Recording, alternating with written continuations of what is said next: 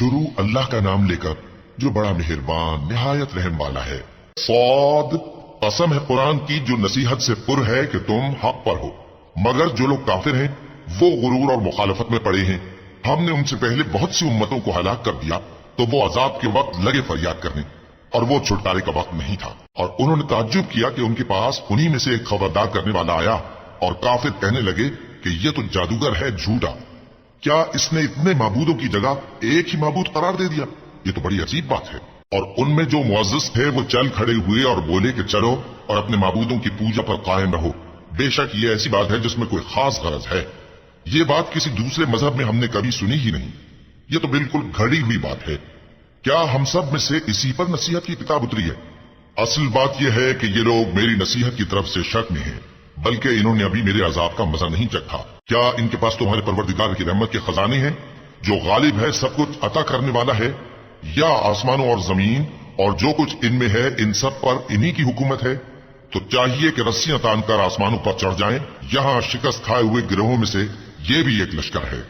इनसे पहले नूह की कौम और आद और मेखों वाला फिरौन भी झुटला चुके हैं, और समूद और लूत की कौम और बन के रहने वाले भी। यही वो शिकस्त खुर्दा गिरोह हैं। इन सब ने पैगंबरों को झुटलाया तो मेरा अजाब इन पर आ वाक़ हुआ। और ये लोग तो सिर्फ एक जोर की आवाज का, जिसमें शुरू होने के बाद कुछ वक्फा नहीं होगा, इंतजार करते हैं और कहते हैं कि ऐ हमारे परवरदिगार, हमको हमारा हिस्सा जल्दी से हिसाब के दिन से पहले ही दे दे। ऐ पैगंबर सल्लल्लाहु अलैहि वसल्लम, ये जो कुछ कहते हैं उस पर सब्र करो, और हमारे बंदे दाऊद को याद करो जो साहिब कुव्वत थे, बेशक वो रुजू करने वाले थे। हमने पहाड़ों को उनके जेर फरमान कर दिया था कि सुबह शाम उनके साथ तस्बीह करते थे, और परिंदों को भी कि वो जमा रहते थे, हर एक उनके आगे रुजू रहता था। और हमने उनकी बादशाही को मुस्तहकम किया और उनको हिकमत और फैसला कुन खिताबत अता फरमाई। और ए नबी सल्लल्लाहु अलैहि वसल्लम, क्या तुम्हारे पास उन झगड़ने वालों की भी खबर आई है जब वो दीवार फांद कर अंदर दाखिल हुए? जिस वक्त वो दाऊद के पास आए तो वो उनसे घबरा गए। उन्होंने कहा कि खौफ न कीजिए, हम दोनों का एक मुकदमा है कि हम में से एक ने दूसरे पर ज्यादती की है, तो आप हमें इंसाफ से फैसला कर दीजिए और बेइंसाफी न कीजिएगा और हमको सीधा रास्ता दिखा दीजिए। बात यह है कि ये मेरा भाई है, इसके यहाँ 99 दुम्बियां हैं और मेरे पास एक दुम्बी है। ये कहता है कि ये भी मेरे हवाले कर दे, और गुफ्तगू में मुझ पर हावी हो रहा है। उन्होंने कहा कि ये जो तेरी दुम्बी मांगता है कि अपनी दुम्बियों में मिला ले, बेशक तुझ पर जुल्म करता है, और अक्सर शरीक एक दूसरे पर ज्यादती ही किया करते हैं। हाँ, जो ईमान लाए और अमल नेक करते रहे, और ऐसे लोग बहुत कम हैं। और दाऊद ने ख्याल किया कि इस वाक़े से हमने उनको आजमाया है, तो उन्होंने अपने परवरदिगार से मग़फ़िरत मांगी और झुककर सजदे में गिर पड़े और अल्लाह की तरफ रुजू किया, तो हमने उनको बख्श दिया, और बेशक उनके लिए हमारे यहाँ कुर्ब और उम्दा मकाम है। ए दाऊद, हमने तुमको जमीन में खलीफा बनाया है, तो लोगों में इंसाफ के फैसले किया करो और ख्वाहिश की पैरवी न करना कि वो तुम्हें अल्लाह के रास्ते से भटका देगी। जो लोग अल्लाह के रास्ते से भटकते हैं उनके लिए सख्त अजाब है, इसलिए कि उन्होंने हिसाब के दिन को भुला दिया। और हमने आसमान और जमीन को और जो कायनात इनमें है उसको बेमकसद नहीं पैदा किया। ये उनका गुमान है जो काफिर हैं, सो काफिरों के लिए दोज़ख का अजाब है। जो लोग ईमान लाए और अमल नेक करते रहे, क्या उनको हम उनकी तरह कर देंगे जो मुल्क में फसाद करते हैं, या परहेजगारों को बदकारों की तरह कर देंगे?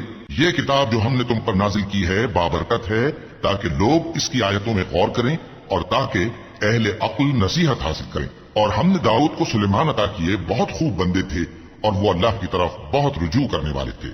जब उनके सामने शाम को असील घोड़े पेश किए गए तो कहने लगे कि मैंने अपने परवरदिगार की याद से गाफिल होकर माल की मोहब्बत इख्तियार की, यहाँ तक कि आफताब पर्दे में छुप गया।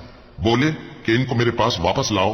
फिर उनकी टांगों और गर्दनों पर हाथ फेरने लगे, और हमने सुलेमान की आजमाइश की और उनके तख्त पर एक धड़ सा डाल दिया। फिर उन्होंने अल्लाह की तरफ रुजू की और दुआ की कि ऐ परवरदिगार, मुझे मुआफ फरमा और मुझको ऐसी बादशाही अता फरमा कि मेरे बाद किसी को शाया न हो, बेशक तू सब कुछ अता फरमाने वाला है। फिर हमने हवा को उनके जेरे फरमान कर दिया कि जहां वो पहुंचना चाहते उनके हुक्म से नर्म नर्म चलने लगती, और जिन्नों को भी उनके जेरे फरमान किया। ये सब इमारतें बनाने वाले और गोता मारने वाले थे, और कुछ दूसरों को भी जो जंजीरों में जकड़े हुए थे। हमने कहा ये हमारी बख्शिश है, चाहो तो एहसान करो या रख छोड़ो, तुमसे कुछ हिसाब नहीं है। और बेशक उनके लिए हमारे यहाँ कुर्ब और उम्दा ठिकाना है। और हमारे बंदे अय्यूब को याद करो जब उन्होंने अपने रब को पुकारा और कहा कि शैतान ने मुझको ईजा और तकलीफ दे रखी है। हमने कहा कि जमीन पर लात मारो, देखो ये चश्मा निकल आया, नहाने को ठंडा पानी और पीने को भी, और हमने उनको अहलो अयाल और उनके साथ उतने ही और बख्शे। ये हमारी तरफ से रहमत और अक्ल वालों के लिए नसीहत थी। और हमने कहा, अपने हाथ में तिनकों का एक मुट्ठा लो, फिर उससे मार लो और कसम न तोड़ो। बेशक हमने उनको साबित कदम पाया, बहुत खूब बंदे थे, बेशक वो बहुत रुजू करने वाले थे। और हमारे बंदों इब्राहिम और इसहाक और याकूब को याद करो, जो कुव्वत वाले और साहिब नजर थे।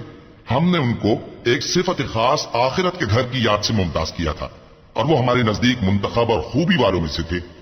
और इस्माइल और अलियसा और जुल्किफ्ल को याद करो, और ये सब भी खूबी वालों में से थे। ये नसीहत है और परहेजगारों के लिए तो उम्दा ठिकाना है, हमेशा रहने के बाग जिनके दरवाजे उनके लिए खुले होंगे, उनमें तकिए लगाए बैठे होंगे और खाने पीने के लिए बहुत से मेवे और मशरूबात मंगाते रहेंगे, और उनके पास नीची निगाह रखने वाली और हम उम्र हूरें होंगी।